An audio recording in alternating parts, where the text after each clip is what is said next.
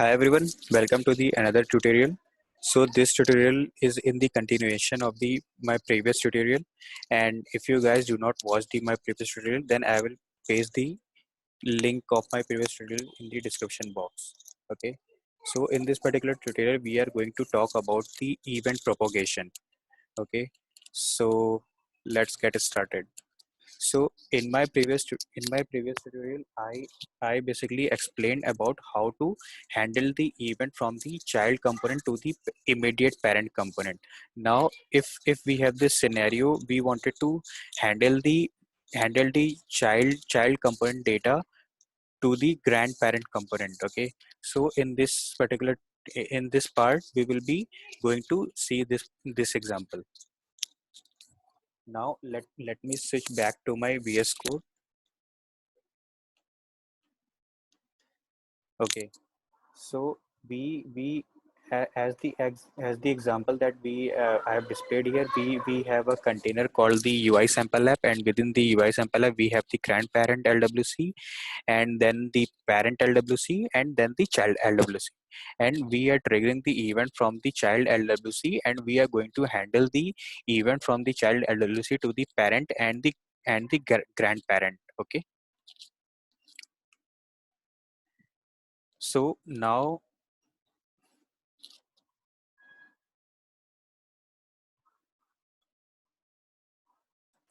let me go to my UI sample app. So in the UI sample app, I have just referred the grandparent LWC Lightning Web Component. Okay, and in the grandparent LWC component, I have just referred the parent LWC Lightning Web Component, and so on. So now let me go to the uh, child LWC component.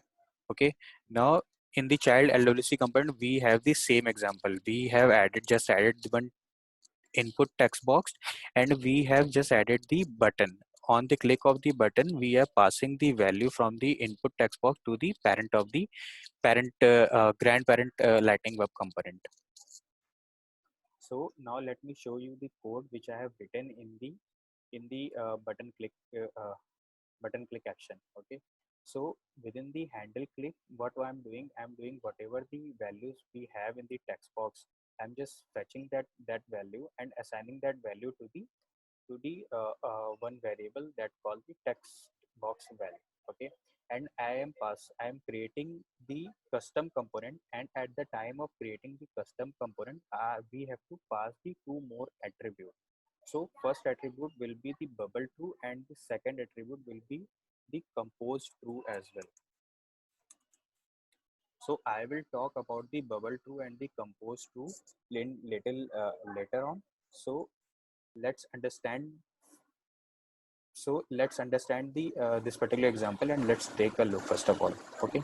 So I just added these two attributes at the time of the creation of the event, and dispatch the same event from the child component. And this particular child component is referred onto the parent LWC component, and all on the LWC component, I am handling the same event, and within the handle of this event, I am assigning this particular whatever the value that I am getting from the event, I am assigning that value to the value from the child variable, and I am displaying the value from the child variable onto the HTML part of the parent LWC, and doing the same thing in the grandparent as well. Now let me quickly show you the grandparent again. So on the grandparent again, I am handling the parent LWC, and also handling the event which we have triggered from the child LWC. Okay, and within the handle method, what we are doing the same thing. We are just assigning the event data from the event to the value from the grandchild. Okay, now I have just deployed all of my code to my org. So let me deploy my child again, because I did one change here. So now let me deploy this. So guys, again, if you guys see that this particular video is going too fast, then you can take a pause of this video and take a look to the code. So let's wait. My code got deployed successfully. Now let me go back to my browser and verify if our code is getting working successfully or not. So I refresh my browsers. So this is the grandparent. This is the grand container, and within this container we have another container called the parent LWC, and within the parent LWC container we have the another container called the child LWC, and from the child LWC I'm triggering the event. Okay. So let's say the value is in sample text. Okay. When I click the button, it will be getting handled at the parent, and along with the it will be going to handle at the grandparent. So see, this particular value is handled on the both of the components. So now let's understand the concept of the bubble attribute. So when we use the bubble as a true, so the bubble will be what bubble will be doing internally. Bubble will be basically propagating the event from the child component to the root component. Okay.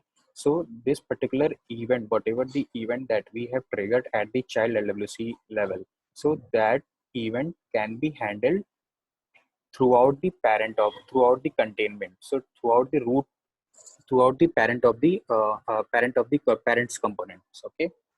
So this is the concept of the bubble. So now when I say the bubble as in false, so then it can be only handled at the immediate parent of the component. So when we say the bubble as a false, then it will be going the only the component that can listen that event is the parent LWC only. That is a immediate parent. So now let's understand the compose attribute as well. So basically, compose attribute stands for is going to take care of the shadow element, shadow DOM of the HTML part. Okay. So when I say the shadow DOM, so first of all, let's understand what the shadow DOM is. Shadow DOM. So basically, Lightning Web Component works under the shadow DOM. Okay. So whatever the HTML content HTML element we are going to write, that is considered as a shadow element in the Lightning Web Component. So when you inspect the element, you can see you can see your name of the LWC component, and then you can see the HTML part of the component. So basically, shadow is like this way. So if I am in the parent LWC, and within the parent LWC, let's say I am writing some HTML content like this way. Let's say div let's say a div, and let's say a h1. So the the DOM elements which we have declared within the component within this particular container, so these elements will be called as a shadow element. Okay. So when we are going to write the shadow as a true, so only the immediate shadow, I mean the immediate shadow will going to listen. Okay. So sorry, in case of the shadow as in false, so when we say the shadow as a true, then it with the entire shadow towards the root element, that is going to listen the event. Okay. So this is the theory behind the shadow and the bubble. And in order to complete our case, so we will have to use the bubble as a true and compose as a true, because we have a shadow and the containment of the component. Okay. So like this way it is going to work. So now let me give you the example of this, when what happen if we do the shadow as an false and bubble as a true.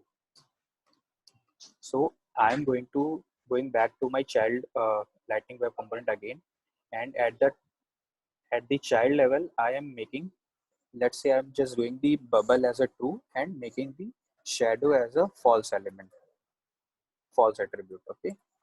Now I am deploying my code to my browser.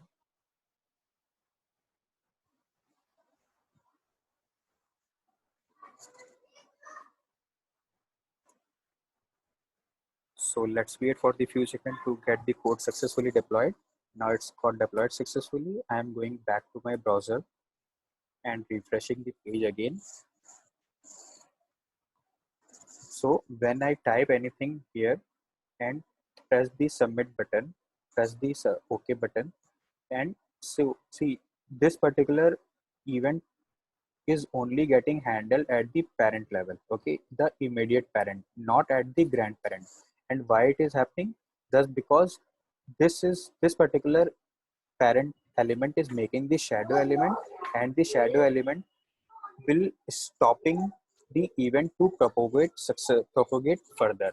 Okay, so this is the theory behind the shadow element. Okay, so that's all from pretty much from my end. So if you guys have any question, please feel free to ask those questions in the comment box, and I will try to answer those questions as soon as possible as I can.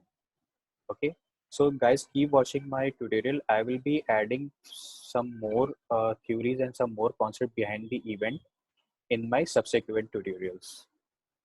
A big thank you for watching my videos. Thank you so much. Bye.